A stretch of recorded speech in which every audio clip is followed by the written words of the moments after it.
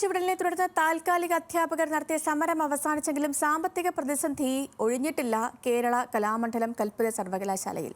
പദ്ധതിയേതര വിഹിതത്തിൽ നിന്ന് മാത്രം 90 ലക്ഷം രൂപയോളമാണ് കടുത്ത ബാധ്യതകൾക്കിടയിലും പ്രതിമാസം ഈ സ്ഥാപനത്തിന് ഇപ്പോഴും ചെലവഴിക്കേണ്ടി വരുന്നത്. ഗ്രാന്റ് ആൻഡ് എയ്ഡഡ് വ്യവസ്ഥയിൽ ലഭിച്ചിരുന്ന സർക്കാർ സഹായം കൂടി നിലച്ചതോടെ കലാമണ്ഡലത്തിന്റെ നിലനിൽപ്പ് സംബന്ധിച്ചുള്ള ആശങ്കകളും ഇരട്ടിയാവുകയാണ്.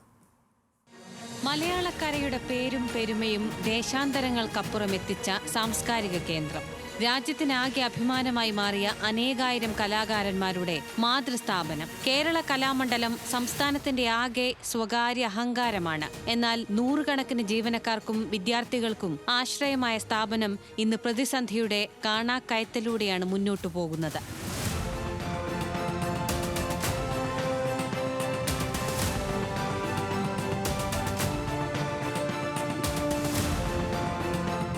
ആയിരത്തി 1927 മഹാകവി വള്ളത്തോൾ നാരായണ മേനോൻ മുൻകൈയെടുത്ത് തുടക്കം കുറിച്ച സ്ഥാപനത്തെ 1957 സംസ്ഥാന സർക്കാർ ഏറ്റെടുത്തത്. 1962 ആർട്സ് അക്കാദമിയായും 2006 കൽപ്പിത സർവകലാശാലയായും ഉയർത്തി. അന്നു മുതൽ ഇന്ന് വരെ ഗ്രാന്റ് ഇൻ എയ്ഡഡ് വ്യവസ്ഥയിൽ സർക്കാരിൽ നിന്ന് ലഭിച്ചു വരുന്ന പ്രതിമാസ വിഹിതമായിരുന്നു സ്ഥാപനത്തിന്റെ പ്രധാന സാമ്പത്തിക സ്രോതസ്. എന്നാൽ കഴിഞ്ഞ മാസം മുതൽ ഈ തുക നിർത്തലാക്കാനും ശമ്പള വിതരണത്തിനടക്കം സ്ഥാപനം സ്വന്തം നിലയിൽ പണം കണ്ടെത്താനും ഉത്തരവിറങ്ങിയതോടെയാണ് കലാമണ്ഡലം നേരിട്ട പ്രതിസന്ധികൾ അതിരൂക്ഷമായത്. സർക്കാരിനോട് എനിക്ക് ആവശ്യപ്പെടാനുള്ളത് അവിടുത്തെ ഈ സാമ്പത്തിക ചെലവുകൾ സൂക്ഷ്മമായി നിരീക്ഷിക്കണം. ദുർച്ചെലവുകൾ ഉണ്ടെങ്കിൽ അത് പരിഹരിക്കണം. ഞാൻ അവിടെ കമ്മിറ്റിയിലുള്ള സമയത്ത് 2018 നിള ഫെസ്റ്റിവൽ നടത്തിയപ്പോൾ അത് 20-25 ലക്ഷത്തിനാണ് നിള ഫെസ്റ്റിവൽ നടത്തി. ആ നിള ഫെസ്റ്റിവൽ 2 വർഷം മുൻപ് അവിടെ നടത്തിയപ്പോൾ 85 ലക്ഷമാണ്. 85 ലക്ഷം ദുർച്ചെലവായിരുന്നു. 200-ലേറെ ജീവനക്കാരും 600-ലധികം വിദ്യാർത്ഥികളുമുള്ള സർവകലാശാലയിൽ പ്രതിമാസം 90 ലക്ഷം രൂപ വരെയാണ് ശമ്പള ഇനത്തിൽ ചെലവഴിക്കേണ്ടി വരുന്നത്. സർക്കാരിൽ നിന്ന് ലഭിച്ചു വരുന്ന പദ്ധതിയേതര വിഹിതത്തിൽ നിന്ന് ചെലവഴിച്ചു വരുന്ന ഈ സംഖ്യ തീർത്തും നിലച്ചതോടെയാണ് ജീവനക്കാരുടെ കൂട്ടപ്പിരിച്ചുവിടൽ വരെ കാര്യങ്ങളെത്തിയത്.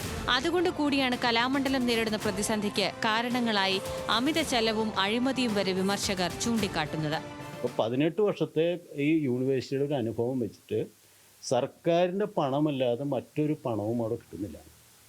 ഇപ്പോൾ ഞാനവിടെ ജോലി ചെയ്യുന്ന സമയത്ത് പ്ലാൻ ഫണ്ട് 1 കോടിയായിരുന്നു. ഇപ്പോൾ 12 കോടി സർക്കാർ പ്ലാൻ ഫണ്ട് കൊടുക്കുന്നത്, അവിടുത്തെ പരിപാടികൾക്ക് വേണ്ടി കൊടുക്കുന്നത്. അതുപോലെ ശമ്പളത്തിന് വേണ്ടിയിട്ട് 1.5-2 കോടി ചിലവാക്കിയിരുന്ന സമയത്ത് ഇന്ന് 8-9 കോടി രൂപ ചിലവാക്കുക. യൂണിവേഴ്സിറ്റി ആയതോടുകൂടി ടീച്ചേഴ്സിന് UGC ശമ്പളം കൊടുക്കുക. അവിടെ 50,000 രൂപയ്ക്ക് പരമാവധി ജോലി ചെയ്തിരുന്ന ആളുകൾക്ക് ഇന്ന് 1.5 ലക്ഷം ശമ്പളം കൊടുക്കുക. അപ്പോൾ അത്തരത്തിൽ ശമ്പളം കൊടുക്കുന്നതിന് വേണ്ടി ഭീകരമായൊരു ചെലവ് സർക്കാരിന് വരികയാണ്. പിരിച്ചുവിട്ടതിനെ തുടർന്ന് സമരത്തിനിറങ്ങിയ ജീവനക്കാർക്ക് അധ്യയന വർഷം അവസാനിക്കും വരെ ജോലിയിൽ തുടരാമെന്നാണ് ചർച്ചകളുടെ അടിസ്ഥാനത്തിൽ സ്ഥാപനം നൽകിയിരിക്കുന്ന ഉറപ്പ്.